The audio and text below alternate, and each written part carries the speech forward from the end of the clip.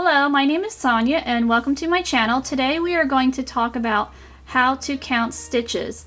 Sometimes when you're crocheting, it can be tricky in counting your stitches depending on the stitch pattern or depending on if you have to, let's say you need to make a chain of 300 and you're like, oh, nope, not today. So I'm going to show you some tricks on how to do that. So let's say you do need to make 300 stitches, like you're making a really big blanket. So what you can do, instead of just, chaining away and then, hoping that you count 300 right, because it's easy to get distracted, what I like to do is I'll chain 25. So I'm going to chain 25. There's 3, 4.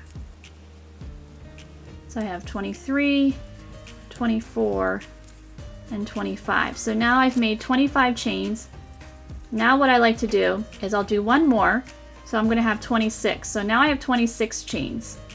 But I want to mark my 25th stitch.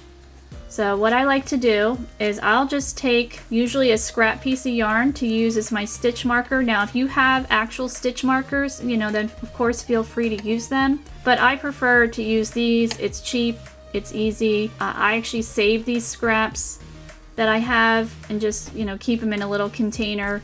And they're perfect for projects like these. This is my 25th stitch right here, and I just do an extra 26 because it's just a little bit easier to find that 25th stitch and mark it. So I'll take my little stitch marker, thread it through, and then I like to just tie it so that it doesn't come off. And now I've marked 25 stitches. I know for a fact that I have 25 right here. And then you can keep going and then chain another 25 and then add one. So we're already at 26.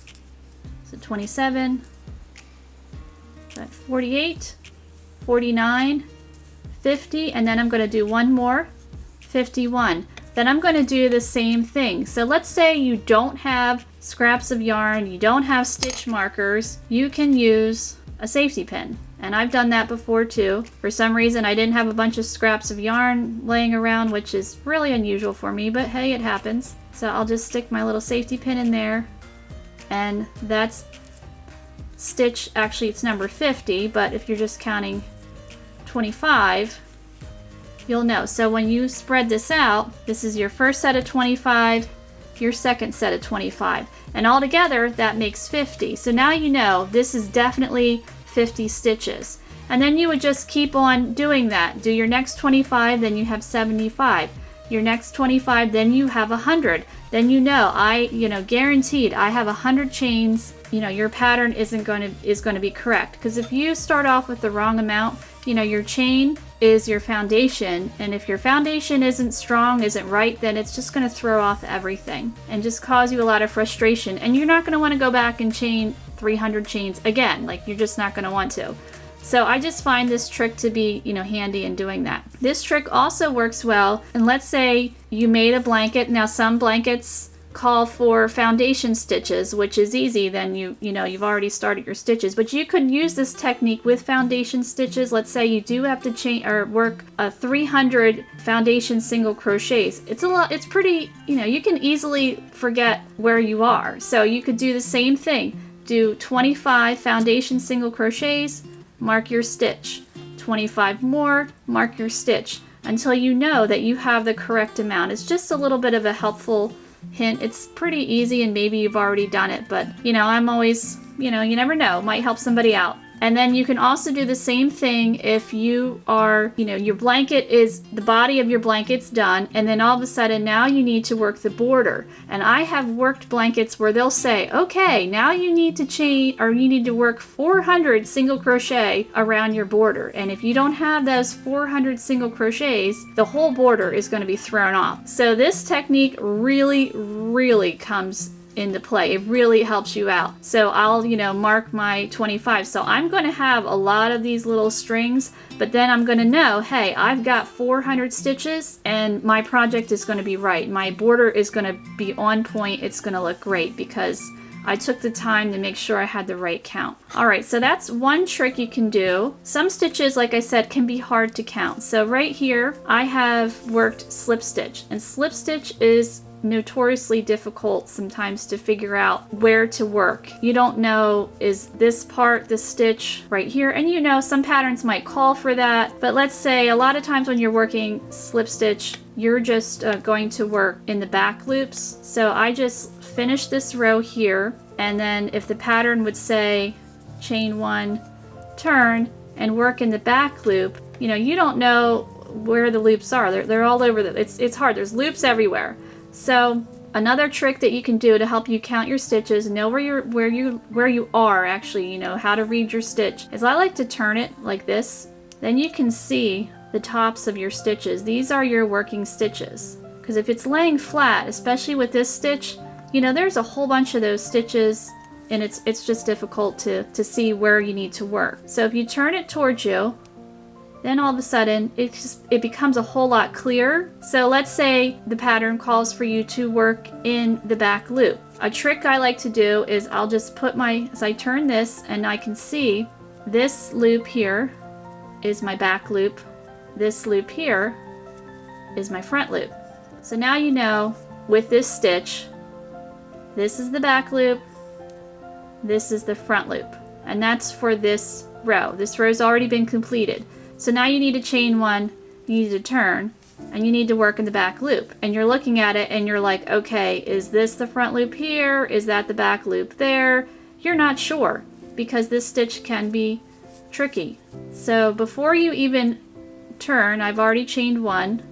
A trick I like to do, especially for this trick or for this stitch, is I will insert my hook there. I will take my handy scrap of yarn and I'll just thread it through like that. And the reason why is, okay, the stitch is saying to work in the back loop, but I've chained 1. Now I need to turn my work. Once I turn my work, suddenly that becomes my back loop. And you give it a little pull, you know that's where you need to insert your hook. So then you would insert your hook, work your stitch, you just pull that guy out. And once you've established that first stitch, turn your work towards you. It's a whole lot easier to see than this stitch here is my back loop. That stitch there is my front loop. And then you just keep on working however the pattern states. So if it says work in back loops, you know, I have my work turned towards me, and then I can just keep on going knowing that I've done this stitch pattern correctly. And that technique also works well in other stitches too. Sometimes when you're doing post stitches, you know, it can kind of get a little bit muddy as to where you are in your stitch. You know, you got stitches going all over the place. You've got stitches in the front, stitches in the back, which is which. Sometimes they can get like crowded and bunched up, and you're just like, okay, how many stitches do I have? Where am I? I don't know what's going on. Again, I suggest just turn the work towards you. Now this is a little bit of a dark yarn, but then all of a sudden you can see your stitches on top, and it makes it a lot easier to count, because counting is really important in crochet. So if you don't have the correct stitch count, it can throw off your whole project and just be really frustrating, and you don't want to have to take it apart and start over again. Just turn your work towards you. It makes it easier to count. And I will show another example. So here I'm, you know, just working on kind of like a swatch, and these are post stitches. So if you're looking at it here, you know, you're like, okay, where are the stitches? It's hard to count. Like you'll see these guys, so you'll count, okay, 1, 2, 3, and then oops, now here's some more twisted stitches. If you're not, you know, real familiar with this stitch, if you're learning it, your count can get thrown off really, really easily, especially because there's stitches right here. You don't realize that. You just see these guys just looking at it flat. A lot of times when we're counting, we're just looking at our work flat, and then we're just counting on down the road or down the line. And that's easy to do with a lot of stitches, but a lot of times with this one, it's not so easy. You turn your work, all of a sudden you see the tops of the stitches. So there's this stitch here, 1, 2, and then you're like, oh, hello, here's some stitches. These guys are actually tucked back here. So you need to know that they're there, and you need to, you know, be able to count them and recognize where they are. So you turn your work, you're like, oh, okay, 1, 2, 3, 4, and then these guys are twisted too. 5, 6, 7. It just makes life a whole lot easier when all, you know, it looks so confusing like this and then, oops, oh, okay, so it's a whole lot clearer to see on how to count your stitches. So those are just some tips that I've learned along the way of counting your stitches, and if you have some other tips, you know, just feel free to comment and let me know. I love this craft and I'm always wanting to learn more. So thank you so much for watching. I hope you enjoyed it.